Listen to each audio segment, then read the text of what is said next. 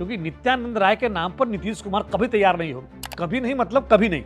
बिहार के मुख्यमंत्री नीतीश कुमार दिल्ली जा रहे हैं, राज्यसभा के लिए उन्होंने नामांकन कर दिया है और उनके नामांकन के साथ ही चर्चा शुरू हो गई है कि बिहार का अगला मुख्यमंत्री कौन होगा।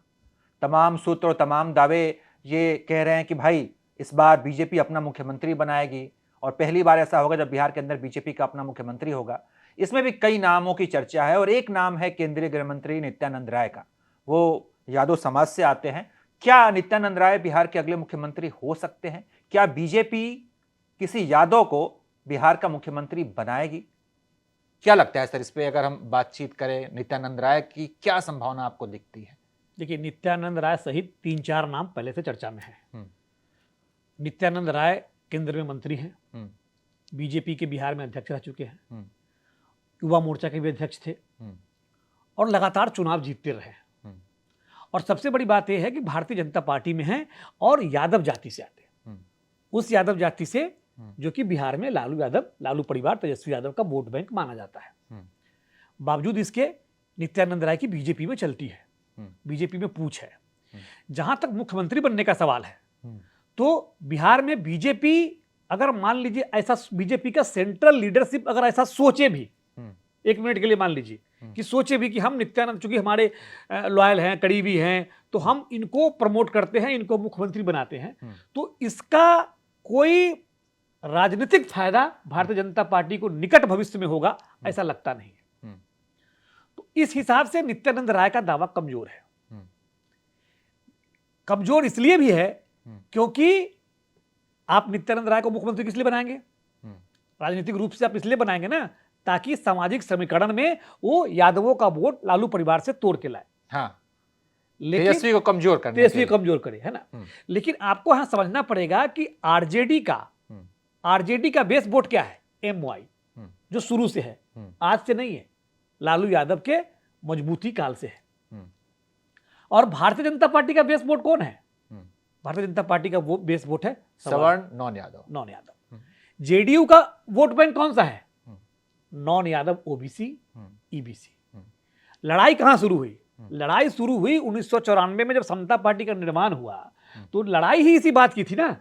जब नीतीश कुमार अलग हुए लालू यादव से, तो लड़ाई इसी बात की थी ना कि उस वक्त 90-92 में, जब 90 में सरकार बनी इनकी, तो 92 में क्या हुआ कि नीतीश कुमार को लगा कि सारा जो बेनिफिट है सब यादव को मिल रहा है, सब यादव को मिल रहा है ओबीसी में। तो उन्होंने नॉन ओबीसी, अपनी कुर्मी, कोयरी जाति और बाकी जो जातियां हैं उनको एकजुट किया कि भाई तुम्हारा सारा हक तो उधर मारा जा रहा है। बस समझ रहे? तो पूरी पॉलिटिक्स वहां हुई। यादव के खिलाफ जो है ना कुर्मी कोयरी एक फ्रंट बना, यादव के खिलाफ बीजेपी का एक फ्रंट बना। तो अगर आप यादव वोट बैंक को इधर तोड़ने की कोशिश करेंगे तो फिर जो आपके साथ जो वोट बैंक है, अगर मान लीजिए आ भी गया, तो वो फिर उसको पचा नहीं पाएगा।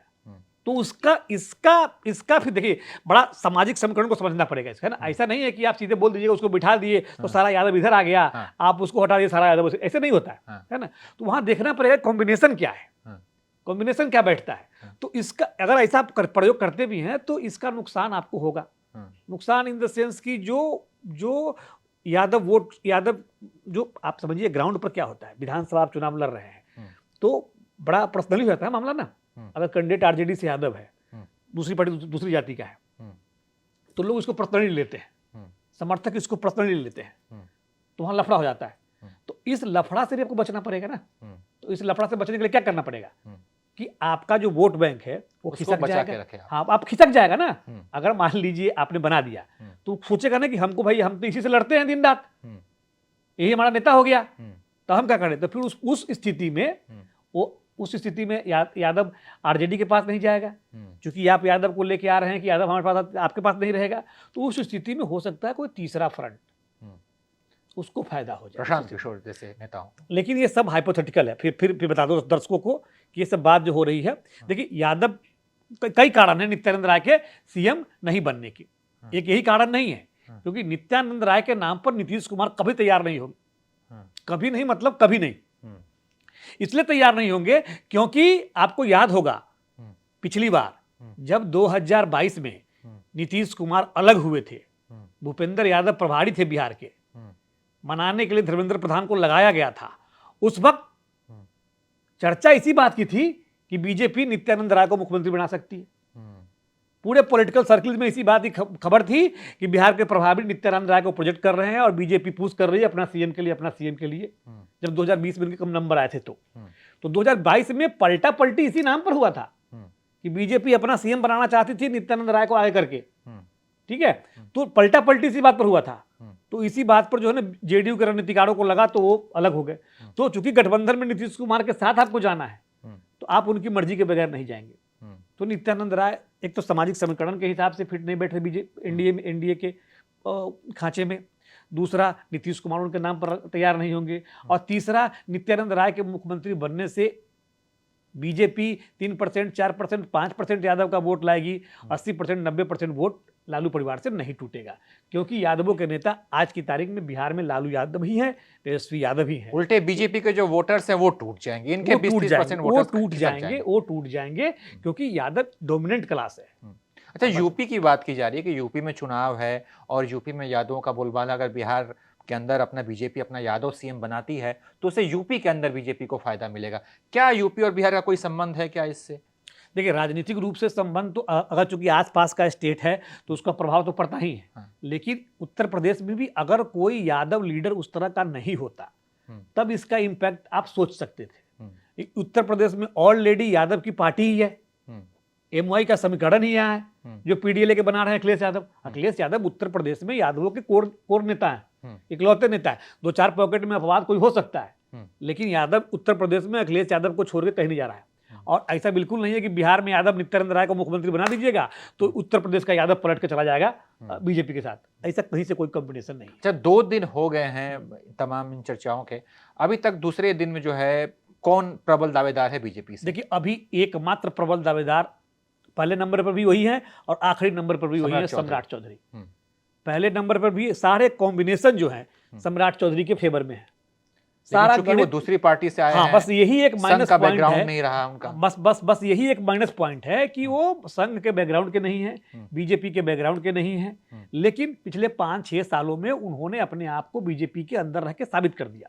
प्रदेश अध्यक्ष रहते हुए, विपक्ष के नेता रहते हुए, गृह मंत्री रहते हुए, डिप्टी सीएम रहते हुए उन्होंने अपने आप को साबित किया है। तो इस लिहाज, और देखिए कास्ट कॉम्बिनेशन भी फिट है। कुर्मी कोयरी जो है ना एक ही लवकुश फोल्ड का आता है ना। गैर यादव जब ओबीसी राजनीति 94 में 95 में जब पनप रही थी गैर यादव ओबीसी राजनीति, तो उस वक्त जो है कुर्मी कोयरी को समीकरण के हिसाब से ही नीतीश कुमार आगे बढ़े थे। तो उस फोल्ड से कुर्मी फोल्ड से मुख्यमंत्री रह गए नीतीश कुमार इतने साल तक। अब वो कुर्मी है, कोयरी है, सॉरी सम्राट चौधरी कोयरी है।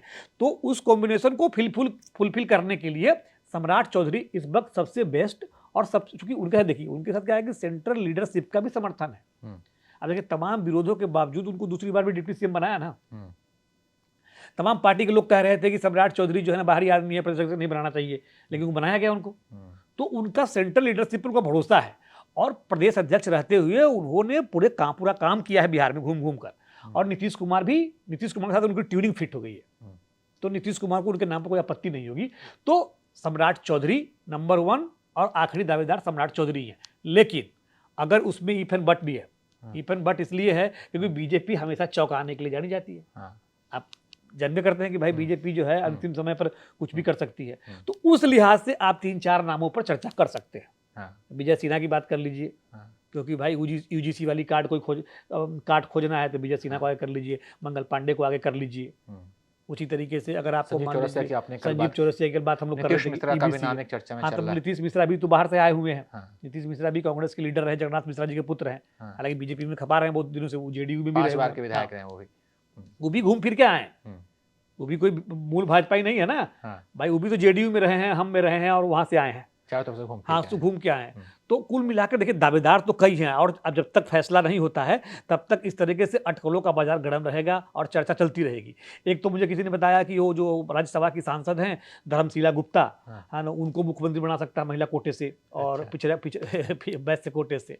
लेकिन बीजेपी किसी सांसद को मुख्यमंत्री नहीं बनाने का रिस्क लेगी, क्योंकि अभी देखिए अभी क्या है कि नीतीश कुमार का जो पलटा पलटी जो हुआ, जो पूरा एपिसोड हुआ है, इस एपिसोड में कार्यकर्ताओं में तो नाराजगी है ना, आप समझिए भाई। नीतीश कुमार भले अपने मन से जा रहे हैं, लेकिन मैसेज तो ये गया है ना कि नीतीश कुमार को जबरन हटाया गया, जबरन हटाया जा रहा है। तो कार्यकर्ताओं में, समर्थकों में नाराजगी है। तो अभी बीजेपी या फिर कोई पार्टी अभी कोई चुनाव कराने का वो नहीं, रिस्क नहीं लेगी। अगर किसी सांसद को सीएम बनाइएगा, नित्यानंद राय का नाम ले रहे थे, तो चुनाव तो कराना पड़ेगा ना, फिर उपचुनाव कराना पड़ेगा।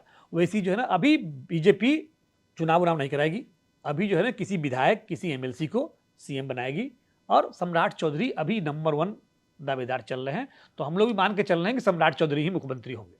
तो तमाम चर्चाएं चल रही हैं और तमाम नाम आ रहे हैं। नित्यानंद राय पर हमने बातचीत की कि क्या बीजेपी इस बात का रिस्क लेगी। एमपी में तो उन्होंने यादव मुख्यमंत्री बनाया था, क्या बिहार में ऐसा संभव है कि नहीं है, इस पर हमने बातचीत की। सम्राट चौधरी कह रहे हैं सर कि प्रबल दावेदार हैं। बाकी ये वक्त बताएगा कि अब बिहार में अगला मुख्यमंत्री कौन होता है। बीजेपी अपना मुख्यमंत्री बनाती है या नहीं बनाती है, ये भी देखने वाली बात होगी। बाकी आपके हिसाब से इस बार बिहार का मुख्यमंत्री कौन होने वाला है, आपकी अगर कोई राय है तो आप कॉमेंट बॉक्स में बताइए। देखते रहिए आप एबीपी लाइव।